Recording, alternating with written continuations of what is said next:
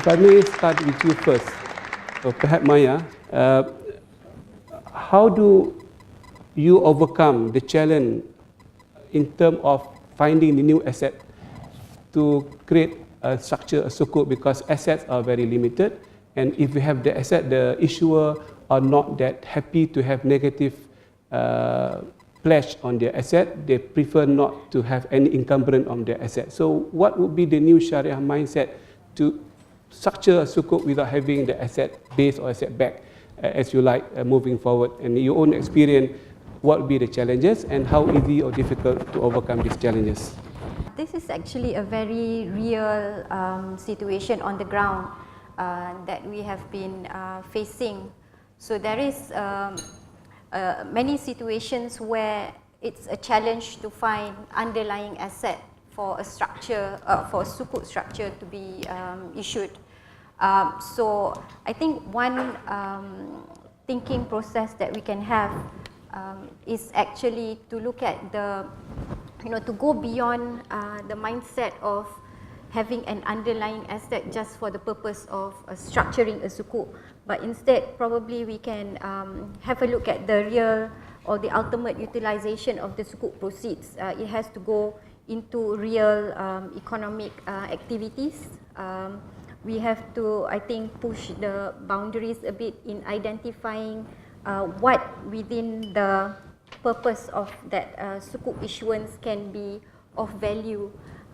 For instance, for governments, national assets are something that they are very protective of.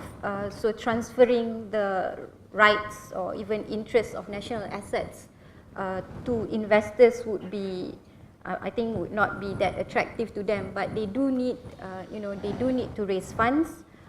They do need to be able to tap into, the Islamic market. So maybe a cash flow of tax income, I'm not sure, can be something that can be considered as, as good enough to be underlying assets for sukuks.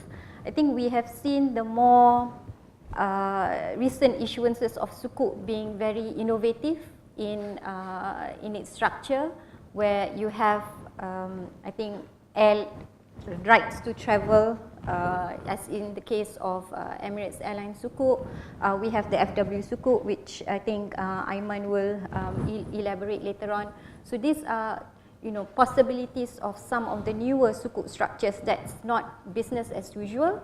And I think the industry and the Sharia advisors and the Sharia scholars need to have a closer dialogue to actually,